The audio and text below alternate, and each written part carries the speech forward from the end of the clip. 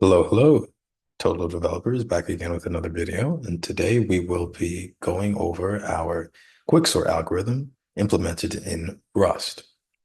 So without further ado, let's get started. So as always, we've implemented our and written out our test cases first. And now we want to go ahead and create our QuickSort algorithm, right? So first things first, let's go ahead and say public function QuickSort. Let's define that as type T ORD. And then let's call and let's implement our parameters, right? So our parameter is going to be of type, is going to be called array, and then it's going to be of type T. That's going to look something like this, right? So inside of our quicksort function, let's define a variable. Let's call it len for length. And then let's set that equal to our array's length.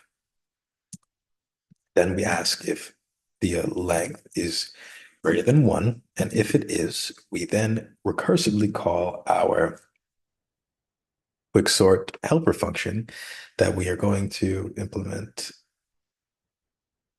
right now. So let's call our function, right? So this helper function will look something like this.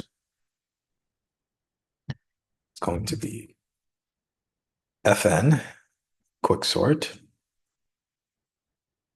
It's going to take the variable array. It's going to take a low and it's going to take a high, right?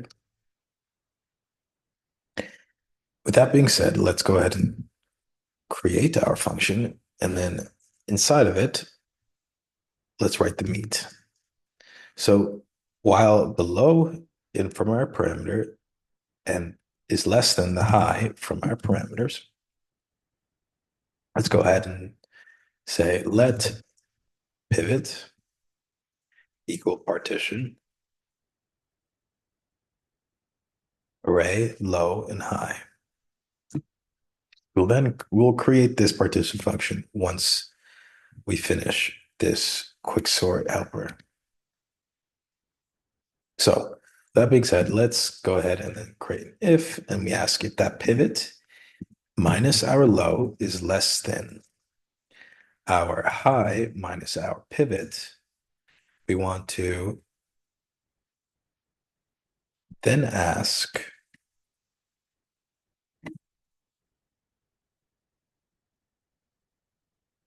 if our pivot is greater than 0. And if our pivot is greater than 0, we want to recursively call our quicksort algorithm or our quicksort helper function for itself, right? So you say array low pivot is passed into this. And then at the end of this, we want to then set our low to equal to pivot plus 1. And then in our else statement from previously, let's recursively call our quicksort, passing in our array, passing in our pivot plus 1 as our low, and then the high, and then let's set our high to equal to the pivot minus 1. Wonderful. Now, as promised, we do need to create our partition function. So let's do that here. And to do that, we can say pub fn partition of type T partial ord, and then it takes in our array, it takes in our array of type mutatable T, our low of type usize, and our high of type usize. And then we want to return the usize variable, right? So inside of this function, let's create a pivot, call it let pivot equal our high. And then we want to create a mutable variable I and set that equal to our low. And let's also create a mutable variable j, set that equal to our high -1. Then let's loop, create a loop. Let me say while array at I is less than our array at pivot. We say I plus equals 1.